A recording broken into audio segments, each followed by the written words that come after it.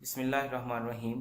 Directional number को study करेंगे। फिर इसके ऊपर जो डिफरेंट ऑपरेशंस हैं, इनको सम करना, इनको मल्टीप्लाई करना, इनका डिफरेंस करना, इनको डिवाइड करना, उसकी तरफ आएंगे। लेकिन पहले हम समझते हैं कि डायरेक्शनल नंबर्स क्या होते हैं। डायरेक्शनल नंबर्स को समझने के लिए मैं यहाँ पे एक पहले लाइन लगाता हूँ और एक निशान लगा लेते हैं यहाँ पे। ठीक, अच्छा, अब कोई पर्सन अगर यहाँ पर खड़ा है इस जगह पर, तो ये उसकी पॉजिटिव डायरेक्शन है। राइट हैंड साइड को हम पॉजिटिव डायरेक्शन कहेंगे, ये उसकी लेफ्ट हैंड साइड है और लेफ्ट हैंड साइड को हम नेगेटिव डायरेक्शन का नाम देंगे। इसके बाद इसके ऊपर कुछ निशान लगा लेते हैं। 1 2 3 4 5 6 0, ये +1, ये +2, ये +3, ये +4 +5 एंड 6। इसी तरह से सोआन आगे भी चलते रहेंगे, +7। इसी तरह से यहाँ पे वैसे तो स्केल के साथ इक्वल डिस्टेंस पे लगाने चाहिए, वैसे मैं ऐसे ही लगा रहा हूँ। -1, -2, ये -3, ये -4, ये -5, ये -6 और ये -7। इनको इस तरह भी अरेंज कर सकते हैं। अगर कहा जाए कि +7, अब इसके ऊपर कुछ प्रैक्टिस करते हैं। +7 कहा जाए तो इसका मतलब है यहाँ से स्टार्ट लेंगे, 1 2 3 4 5 6 7, यहाँ पे इस जगह पर पहुँचेंगे। समटाइम हम इनको समझने के लिए इस तरह लाइन के ऊपर ड्रा कर लेते हैं, लेकिन एक और तरह से भी इसको समझा जा सकता है। वो ये है कि इस तरह से एक ये समझने के ग्राउंड है,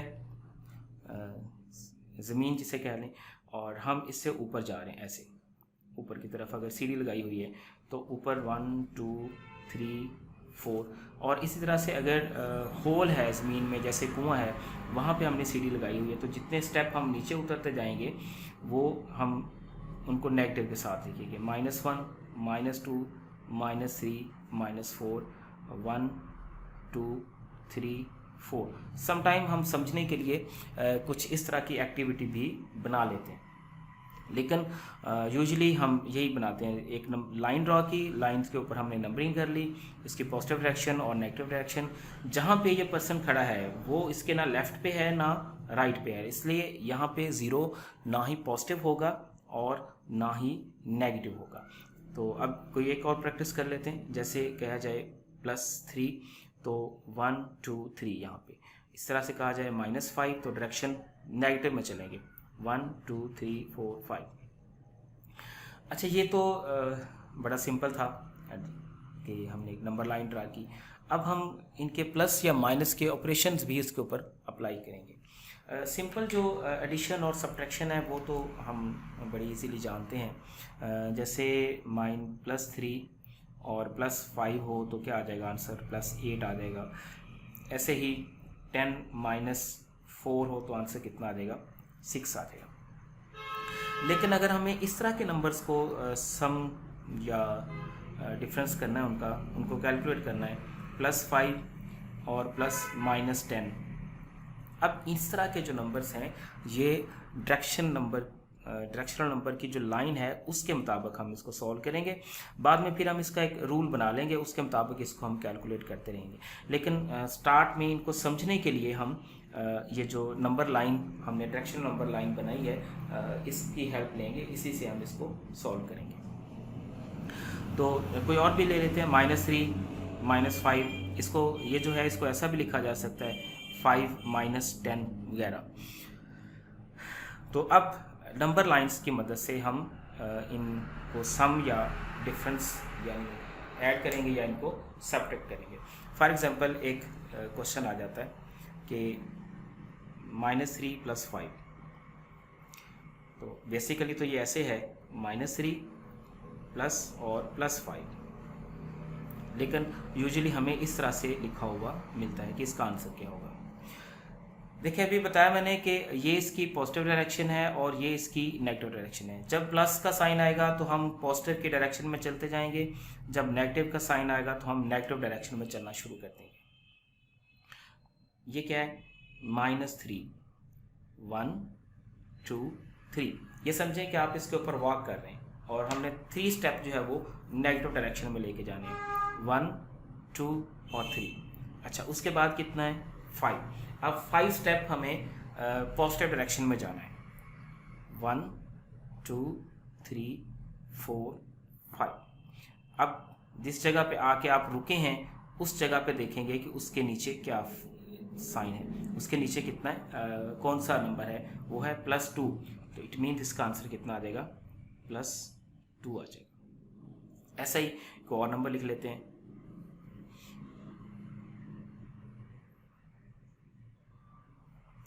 कि -3 और +-2। तो चलते हैं यहाँ से, चूँकि उसने पहला क्या है, माइनस है, -3, तो -3 स्टेप जाएंगे नेगेटिव डायरेक्शन में, 1 2 3। अच्छा, उसके बाद फिर 2 स्टेप जाएंगे हम अगेन नेगेटिव डायरेक्शन में, वहीं से आ गए 1 2। तो देखा कि उसके नीचे आंसर कितना है 5, -5। ठीक, सिम उसके जो डायरेक्शन है वो भी साथ वही लिखनी है। अच्छा, इसी तरह से अगर हम करें +5 और +2, तो फिर चलते हैं 0 पर। 0 से अब 5 स्टेप जाना है हमें पॉजिटिव डायरेक्शन में, 1 2 3 4 5। अच्छा, उसके बाद 2 स्टेप जाना है फर्दर हमें पॉजिटिव डायरेक्शन में, 1 2। तो फिर देखा वहाँ पे क्या आंसर मिला हमें 7। तो इट मीन्स कि ये कितना हो जाएगा फिर +7। ऐसे ही एक और एग्जांपल ले लेते हैं, +5 - 6। यानी बेसिकली तो ये ऐसे होना चाहिए, ये वाला, लेकिन हम इसको ऐसा भी लिख सकते हैं, +5 और -6। तो पहला नंबर कितना है +5। इट मीन के 5 स्टेप हम पॉजिटिव डायरेक्शन में जाएंगे यहाँ से, 1 2 3 4 5। अच्छा, उसके बाद 6 स्टेप हम जाएंगे वहीं से नेगेटिव डायरेक्शन में, वहीं से काउंट करना शुरू करेंगे, 1 2 3 4 5 6। तो इसका आंसर कितना आया, -1।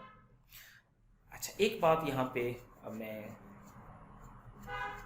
कैलकुलेट करूँगा, यहाँ पे फाइनलाइज करूँगा इसको। देखिए, जब हम दोनों नेगेटिव हैं तो फिर हम नेगेटिव डायरेक्शन में ही चलते जा रहे हैं, ये देखिए, तो हम नेगेटिव डायरेक्शन में ही रहेंगे और इन स्टेप्स को ऐड कर लें और उसी डायरेक्शन में रहेंगे। इसी तरह से यहाँ पे मैंने देखा +5 और +2, हम प्लस की डायरेक्शन में ही रहे क्योंकि उसी स्टेप में ही हमने आगे चलते जाना है। ठीक, तो इसमें अगर हमारे पास -3 और -10 आएगा तो फिर हम देखेंगे कि डायरेक्शन सेम है। कितने स्टेप्स जाना, 3 +10 13 स्टेप्स हमने नेगेटिव डायरेक्शन में जाना है। हम नेगेटिव डायरेक्शन में रहेंगे और -30 जो है वो -13 उसका फाइनल आंसर होगा। ऐसे ही अगर आप +2 और +10 कर लेते हैं तो इसका मतलब क्या हुआ कि आप प्लस की डायरेक्शन में 2 और प्लस उसी डायरेक्शन में ही चलते रहेंगे, डायरेक्शन चेंज नहीं होगी। प्रॉब्लम तब आएगी जब इस तरह की फॉर्म आएगी, इस तरह के क्वेश्चंस आएंगे, जैसे कि +5 और -6। अब देखें, तो 5 स्टेप हम जाएंगे प्लस की तरफ और 6 स्टेप हम जाएंगे नेगेटिव डायरेक्शन में। ठीक, इट मीन्स के 5 ने 5 स्टेप कैंसिल कर दिए और एक स्टेप हम चले जाएंगे नेगेटिव में। या ये समझें कि जो स्टेप ज़्यादा है हम उसकी तरफ रुकेंगे, जो डायरेक्शन हमारे पास ज़्यादा है हम उस स्टेप में जाके रुकेंगे। और इसमें जो स्टेप्स हैं वो कैंसिल होंगे, मतलब पहले आप 5 इधर को गए थे, अब वो स्टेप कैंसिल होते जा रहे हैं, आप वापस आते जा रहे हैं, डिस्टेंस कम होता जा रहा है, फिर आप 0 पे आ गए, 0 के बाद फिर आप -1 पे आए। तो हम ये कह सकेंगे कि अगर डायरेक्शंस जो है वो दोनों नेगेटिव हैं तो हमारा आंसर भी नेगेटिव में आएगा, जस्ट हम उनको ऐड कर लेंगे। अगर दोनों पॉजिटिव हैं, आंसर भी हमारा पॉजिटिव में ही आएगा, हम जस्ट उनको ऐड कर लेंगे। लेकिन अगर उनकी डायरेक्शंस जो हैं वो डिफरेंट हैं, प्लस और माइनस में हैं, तो फिर हम उनको सब्ट्रैक्ट करेंगे। जैसे देखें ना, यहाँ पे हम पहले यहाँ पे गए, ठीक, अब हम वापस आना शुरू हो गए। पहले यहाँ से डिस्टेंस बढ़ रहा था, अब डिस्टेंस कम हो रहा है और अब कहाँ पे आके रुके हैं, यहाँ पर। तो इसलिए हम यहाँ पे इसको ये कंक्लूड करेंगे कि अगर दोनों की डायरेक्शन ऑपोजिट है तो फिर हम उनको सेपरेट करेंगे और डायरेक्शन कौन सी यूज़ करेंगे जो बड़ी रकम है उस डायरेक्शन में हम जाकर रुकेंगे वहाँ पर। फॉर एग्ज़ाम्पल आपके पास अगर हमें -113 और +25 इनको ऐड करना है तो इसको हम नंबर लाइन के ऊपर तो नहीं कितने नंबर्स गिन सकते और फिर वापस आएंगे। अब हम यहाँ पे इसका कोई कंक्लूजन ड्रा करेंगे। कंक्लूजन यही निकला है कि अगर उनकी डायरेक्शन जो है वो डिफरेंट है हम उन नंबर्स को सब्ट्रैक्ट करेंगे।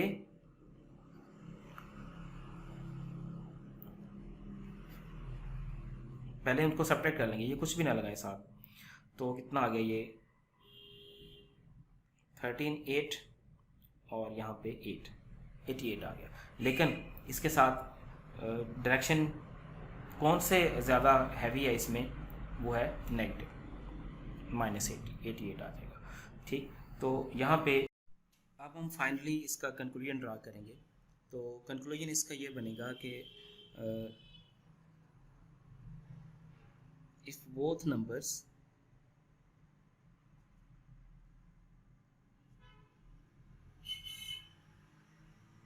have same sign, then numbers will be added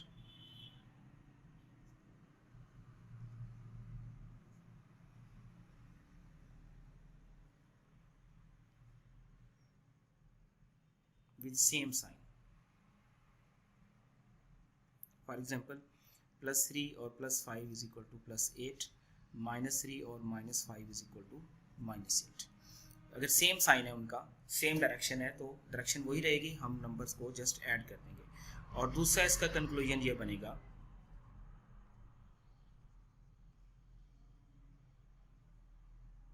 if the numbers have opposite direction या opposite sign,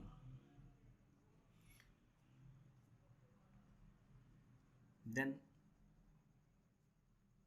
numbers will be subtracted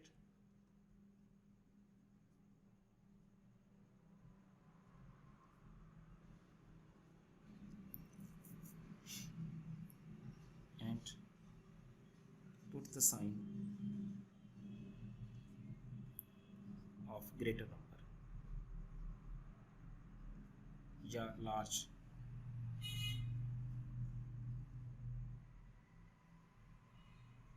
number. For example +3 -5 in number को सेपरेट करेंगे तो 2 आएगा, लेकिन जो बड़ा नंबर है उसके साथ कितना माइनस है तो माइनस आ जाएगा। ऐसे ही -3 +5 अगेन नंबर को सेपरेट ही किया जाएगा, लेकिन जो ग्रेटर साइन है वो किसके साथ है, प्लस के साथ 5 जो है वो इसमें बड़ा नंबर है तो आंसर कितना आ जाएगा, +2 आ जाएगा।